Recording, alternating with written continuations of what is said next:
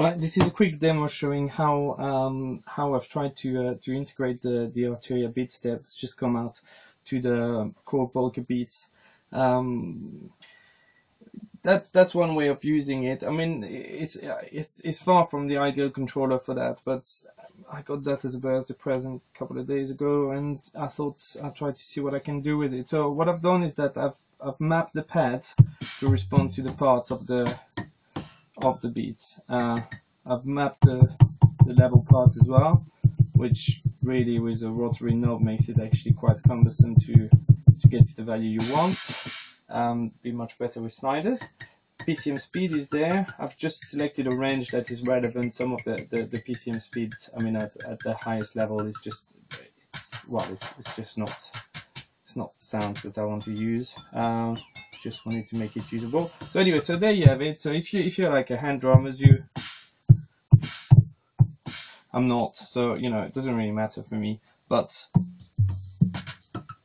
it can be quite nice, I guess. So you know, you press play, it launches a basic sequence. So there you go, you get a kick and a clap, and you know that's that. Now if you use the record function on the beats, you can start laying the parts the way you would normally do. That's basic.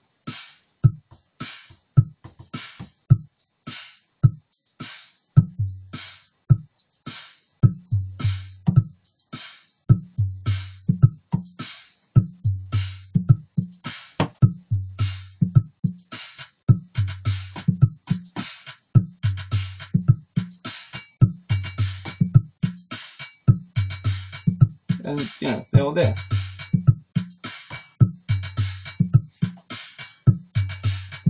Right, so that works reasonably well.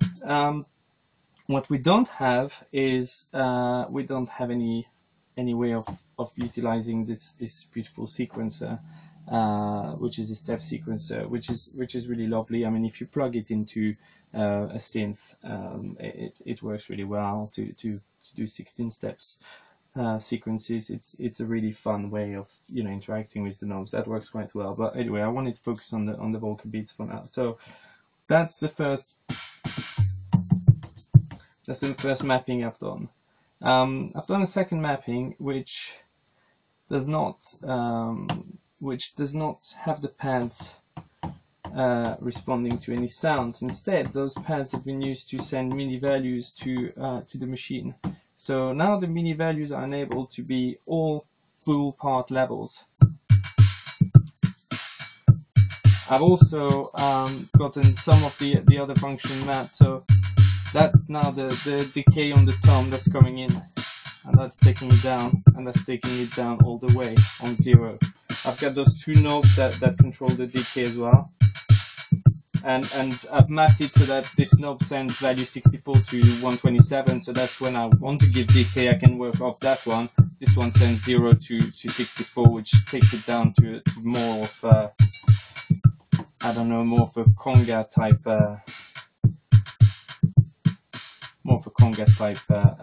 percussion.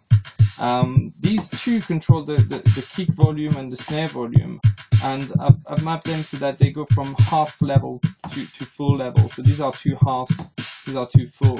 And this one I've done the same, but from 0. Let me take it down so you get what I mean. Okay, so this is on 0 now, 50%, 100%. So I can always jump from one to the next. So that's muting it effectively, sending it back. I've got also the decay on the hi-hat and the grain on the hi-hat, which is there. I mean, these things are nice little addition, but ultimately it's actually quite frustrating not to be able to do any more with the Volca Beats and the Beatstep. Something else can be done is to increase the speed of the sequence or decrease it.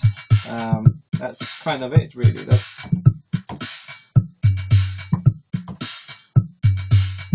So that's what I've done with it.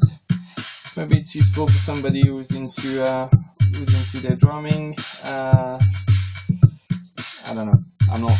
So there we are. Arturia Beatstep, Korg Volca Beats, awesome machine.